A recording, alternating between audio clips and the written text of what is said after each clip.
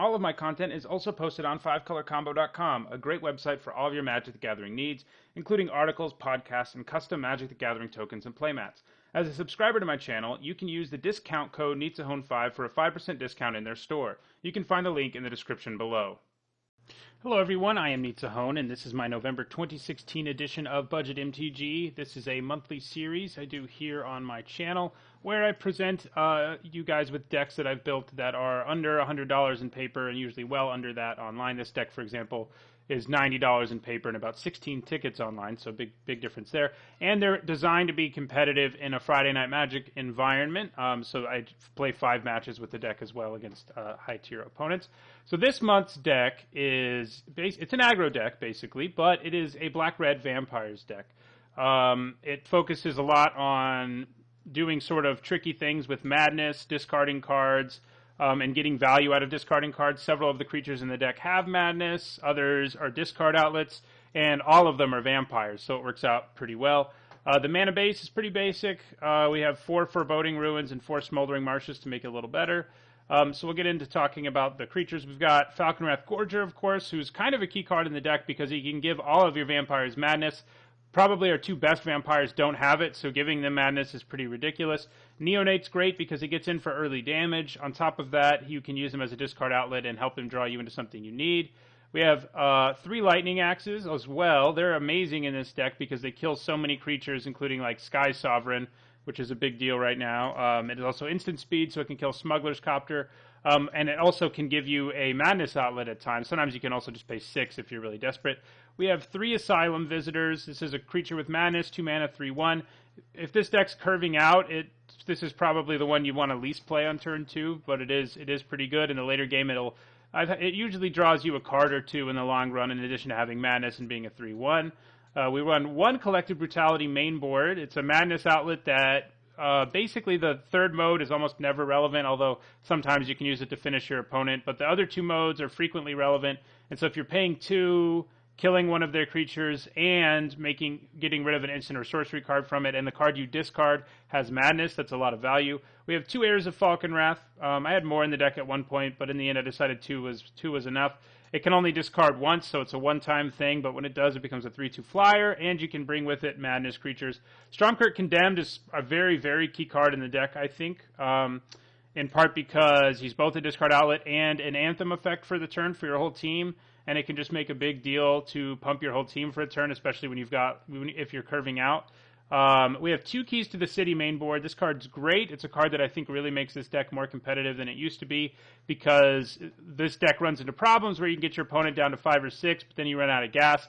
Key to the City helps you in 2 ways with that. First of all, it lets you make one of your creatures unblockable. If that card has madness that you discard, then that's even better. On top of that, you can use it to basically pitch lands and then find more real spells.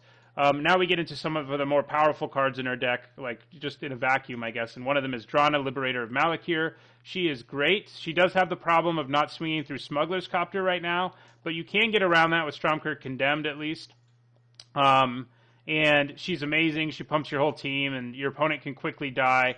There's some crazy things you can do with this deck if you're curving out, and one of them is definitely like turn 1 Falconwrath Gorger, turn 2 Condemned, discard a card, play Drana with it, and that's one of the crazy things you can do.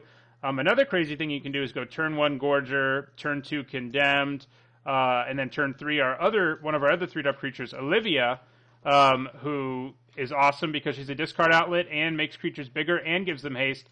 So some of the games that this deck wins the quickest are usually Gorger, turn 1 Condemned, Olivia, turn 4, play Drana, and give it haste, and then your whole team gets pumped. A 3/4 can't be blocked even by Smuggler's Copter when it has first strike. We also have 2 Stromkirk Occultists, two additional little cards to give the deck another creature with madness, and occasionally its ability to draw you an extra card, assuming you can play it that turn, is frequently relevant. We, of course, have 3 Fiery Tempers. If you're trying to abuse madness and you don't have Fiery Temper in your deck, you're probably not doing it right. Kills Smuggler's Copter, kills a lot of other key creatures. We have the 3 Olivias already mentioned. We have 1 Unlicensed Disintegration main board. It's not usually going to do 3, but it can sometimes. People do give you clues sometimes as well, Declaration and Stone. But it's mostly in here just because it's a straight-up removal spell, and it's easier for this deck to cast than Murder. Then we finally, at the top of our curve, have 2 Bloodhall Priests. This deck can get Hellbent, that is, have 0 cards in hand pretty easily, and it also has Madness, and so you can start pinging things or hitting your opponent when you swing, and that's a pretty big effect. So that's the main board. The sideboard is filled with a lot of like additional disruption. This deck is mostly built to be quite good against aggro and mid-range type decks. It's not so good against control, but it can be okay. But that's what we have the sideboard for, basically. We have 2 Harsh Scrutinies, which are good at taking away like big scary creatures in certain decks, like getting rid of their Emrakul, things like that. Collective Brutality is a card you want to bring in against control decks because you get a 2-for-1 usually against them. Transgress the Mind's a great card against, again, control decks. It's absolutely terrible against the vehicles decks. It can hit like 2 cards, so that's why I'm not really keen on mainboarding them. Grasp of Darkness gives us another just straight-up removal spell. We have 2 Avacyn's Judgments, which are nice to bring in against aggro decks, actually, because you can occasionally just wipe their whole board. You can occasionally also just kill them if you're flooded or something and you draw an Avacyn's Judgment. One of the big weaknesses that Red-Black has is they have no real efficient way of destroying destroying artifacts. And as a result, I'm forced to play Structural Distortion. If you're in an environment that has tons of artifacts that you need to be killing, like if everyone's playing Aetherworks Marvel where you are, this deck might not be great because Structural Distortion is just bad against that. It's too slow for the most part. It's not so bad against like Metalwork Colossus decks or things like that. It's worth noting it exiles the artifact too, but it's bad against some of the other decks. Sometimes you just have to side it in. 2 additional Disintegrations against decks who are just planning to win with like 1 huge creature. And then 2 additional Key to the Cities for against control decks. One of the things this deck can run into that makes it the saddest is if your opponent plays Ishkana on turn 5 with all the spider tokens.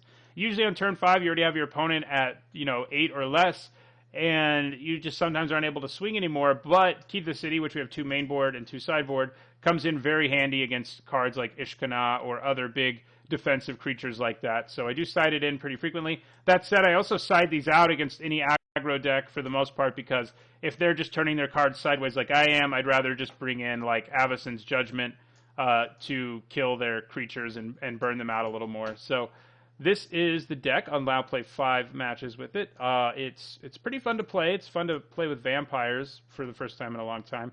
And also, if you haven't entered already, don't forget to enter my 2K giveaway, because you can actually win this deck, online at least, if you enter into my 2K giveaway. So you can actually win this deck. So thanks for watching. If you enjoyed this video, don't forget to click the like button.